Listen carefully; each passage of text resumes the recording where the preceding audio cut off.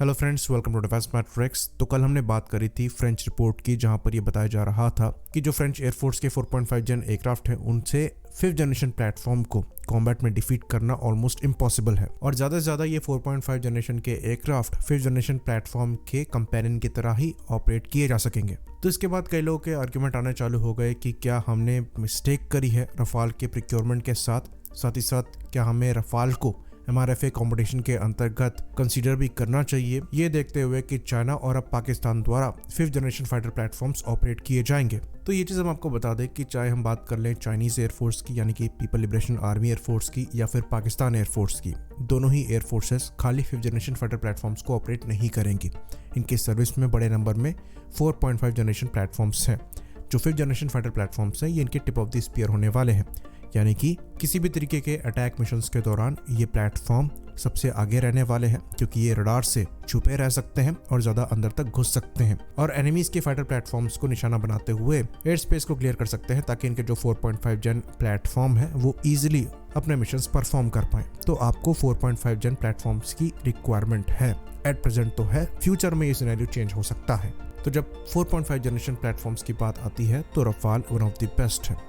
ये बात भी हम आपको बता दें कि इस रिपोर्ट में जिस 5th जनरेशन फाइटर प्लेटफॉर्म की बात करी गई है वो F-35 है, जो कि टेक्नोलॉजिकली भी दुनिया का सबसे एडवांस फाइटर है। खैर, यहाँ पर हम Chinese 5th generation fighter platform की कैपेबिलिटीज को नहीं जानते हैं, तो उसको लेकर कोई अजम्पशन नहीं करेंगे, लेकिन उसे डाउन प्ले भी नहीं करेंगे। पर यह चीज़ हमें समझनी पड़ेगी कि खाली 5th जनरेशन फाइटर प्लेटफॉर्म से प्रेजेंट के एरियल वॉरफेयर को जीता नहीं जा सकता। आपको ये 4 और 4.5 जन प्लेटफॉर्म चाहिए, लेकिन उनके कॉम्बिनेशन में आपको 5th जनरेशन फाइटर प्लेटफॉर्म में चाहिए जो कि आपके टिप ऑफ द स्पीयर बनेंगे।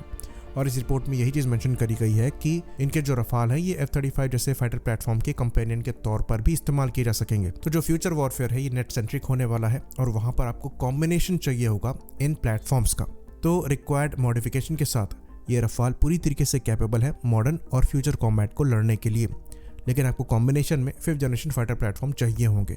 तो ऐसा बिल्कुल भी नहीं है कि हमने रफाल को खरीद के किसी भी तरीके की कोई गलती करी है, पर मॉडर्न कॉम्बैट की रिक्वायरमेंट है 5th जनरेशन फाइटर प्लेटफॉर्म, जो कि आपको कुछ नंबर्स में चाहिए। फ्यूचर में इस चीज़ को बदलने के लिए मैन अनमैन टीमिंग सिस्टम सामने आ सकता है, जिसके अंतर्गत ये जो आपके 4.5 जन प्लेटफॉर्म है इनके साथ स्टेल्थ यूकैव ऑपरेट हो सकते हैं, जो कि इन प्लेटफॉर्म से आगे फ्लाई करते हुए रडार से अपने आप को बचाते हुए वेपन्स कैरी कर सकते हैं और अपने सेंसर से दुश्मन के एयरक्राफ्ट को ट्रैक भी कर सकते हैं और अपने वेपन को गाइड भी कर सकेंगे। तो रफाल के साथ डसॉ न्यूरॉन जैसे प्रोजेक्ट जो है वो काफ़ी ज़्यादा क्रूशल हो जाते हैं। जैसा कि हम जानते हैं, न्यूरॉन एक experimental stealth unmanned combat aerial vehicle है जो कि रफाल के साथ फ्लाई करेगा और रफाल F-5 अपग्रेड में इन प्लेटफॉर्म को रफाल से ऑपरेट करने की या फिर कंट्रोल करने की कैपेबिलिटी दी जाएगी। तो ये इन प्लेटफॉर्म से आगे फ्लाई करते हुए एनिमी के रडार्स को चकमा देते हुए उन पर नज़र भी बना सकेंगे, साथ ही साथ अपने वेपन्स को ड्रॉप भी कर सकेंगे। तो जो 5th जनरेशन फाइटर प्लेटफॉर्म का एडवांटेज है वो आपको इन अनमैन्ड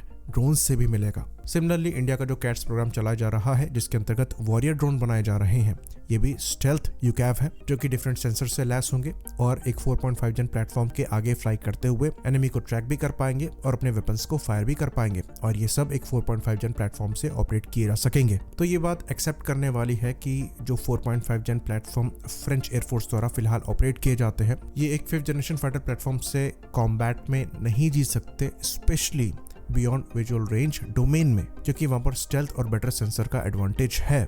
पर ये इन 4.5 जन प्लेटफॉर्म को पूरी तरीके से इरेलेवेंट नहीं बनाता है, क्योंकि इन्हें स्टेल्थ एयरक्राफ्ट के पैरेलल में काम करना है। अब ये स्टेल्थ एयरक्राफ्ट मैन्ड भी हो सकता है, अनमैन्ड भी हो सकता है।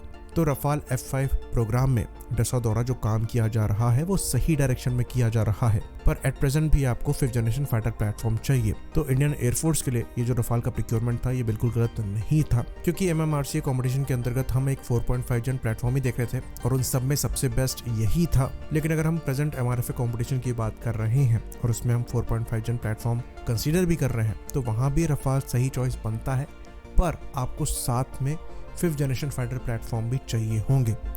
AMCA आने में अभी समय है, तो आपको स्टॉप गैप के रूप में दूसरे 5th जनरेशन फाइटर प्लेटफॉर्म को कंसीडर करना पड़ेगा, वरना आप कैपेबिलिटी के डिसएडवांटेज पर आ जाएंगे। तो आपको कुछ नंबर्स में 5th जनरेशन फाइटर प्लेटफॉर्म की रिक्वायरमेंट होगी एडवांस 4.5 जन प्लेटफॉर्म के साथ। आई होप डाउट्स यहाँ पर क्लियर रहे हों।